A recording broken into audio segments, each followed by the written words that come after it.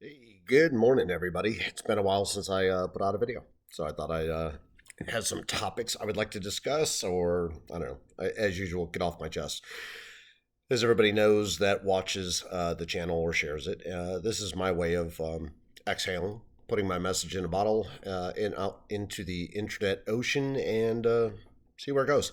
So I hope you enjoy the nuggets of knowledge, I suppose, or things that I pick up and I share or I feel strongly about. Um, Not telling you what to think, never do.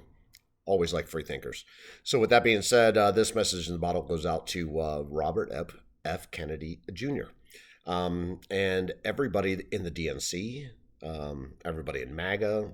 I think this is for every voter in the United States. Um, Currently, I don't get, so I know who I support. I know why I support that person. Um, but I also have watched each and every candidate do their interviews. Certainly, have watched RFK Jr. do his interviews. A lot of people call him a conspiracy theorist, and yet, after all these years in the legal business and representing, ecologists and the climate and defending against pharmaceuticals, suddenly he's the bad guy. Doesn't make a lot of sense. And what's amazing is that let's say that Biden got 81 million votes. With that being said, there's 81 million people out there that don't want a real primary, or they don't believe anybody can do a better job than the current administration. Wow, right? So, whether you're looking at the economy, whether you're looking at the price of gas, whether you're looking at the price of, just cost of living, I've said before, inflation that they report is a complete lie. Um, I have said that they misrepresent all of their job numbers on a weekly basis. And they ended up revising everything from January all the way through.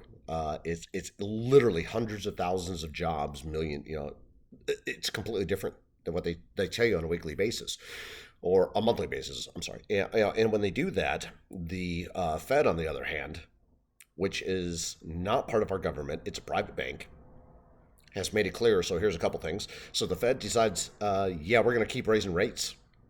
I have stated before that this is a currency war.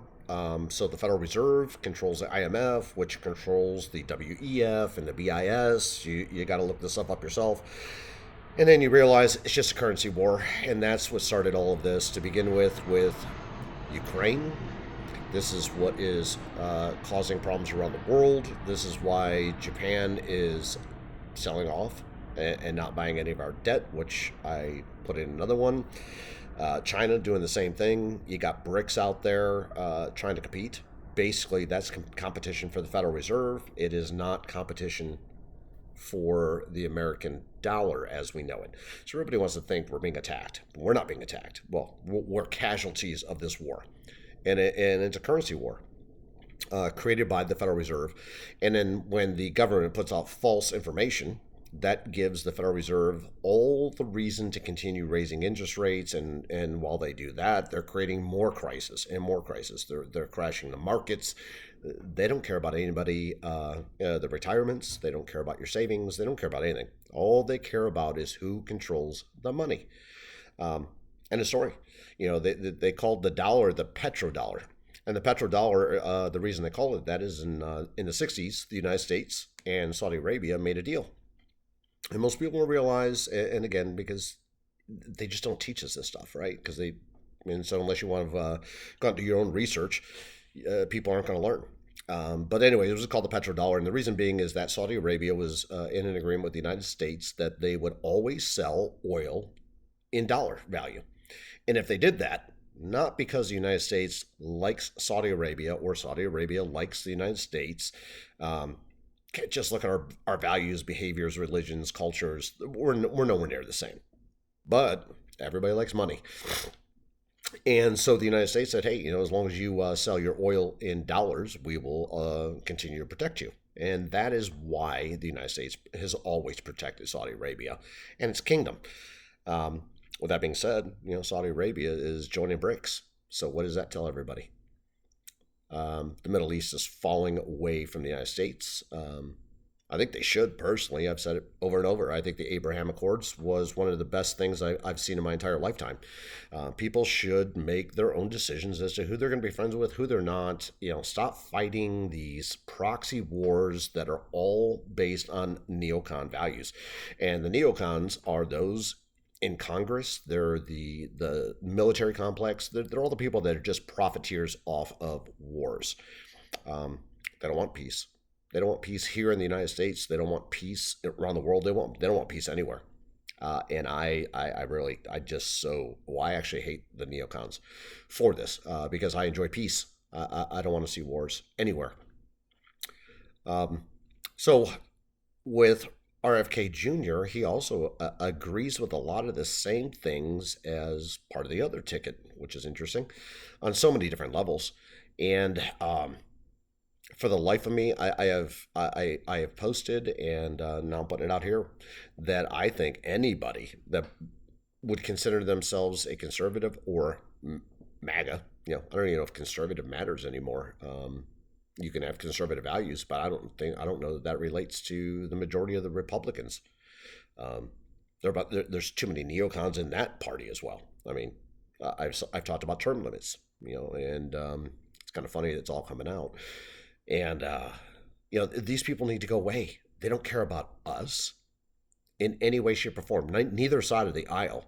So if that is not obvious, right, to everybody, you look what's happening to somebody trying to arrest an ex-president of the United States without any real proof. I mean, if you're only watching the mainstream media, yeah, you think somebody did something wrong. On the other hand, you never hear of anything. So like everything that's going on with Biden and the family, right? They call it the Biden crime family. Nothing's happening there. Nobody getting arrested. Everything keeps getting buried. Now you've got the New Mexico governor who wants to did do a 30-day hiatus on the Second Amendment. This is just a test to continue taking away rights. So if it happens there, nobody pushes back. Then the next blue state will try it, and then they'll push it back there. And everything's about an emergency. So remember, when you hear the words emergency, you hear the words war.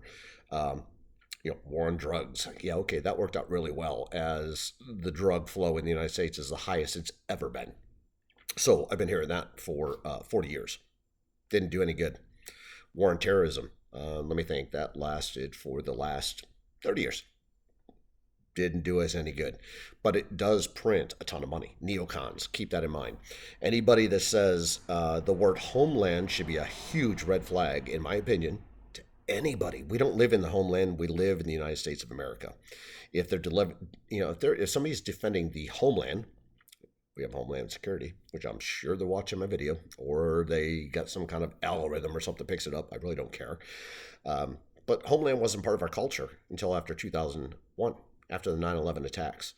George Bush, Cheney. People don't realize Cheney wanted to put our actual military in the streets of the United States. Which is against our Constitution, by the way. That's why we have the National Guard and the police. And what did they do? Let's see. They destroyed the military, they destroyed the National Guard, and defund the police, which doesn't leave many other options other than, when everything goes to hell in a handbag, is bringing the military. Is that their plan? I don't know. But it sure as hell doesn't feel good.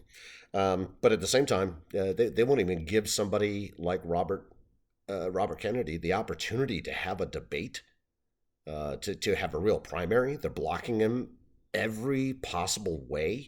So I just wonder when the hell people are going to wake up on both sides of the aisle, because I call it the uniparty. There's no Democrat, there's no Republican.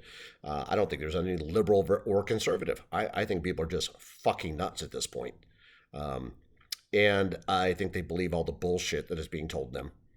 So at this point, do I want a real primary? 100%. Do I think Robert Kennedy should be given the chance to speak on a national stage as he is a presidential candidate? 100%. Do you know we give Hunter Biden, a huge protective, right? Secret Service. Robert Kennedy has been denied by this administration, Secret Service, and he's a presidential candidate. Figure that one out. When are people going to wake up?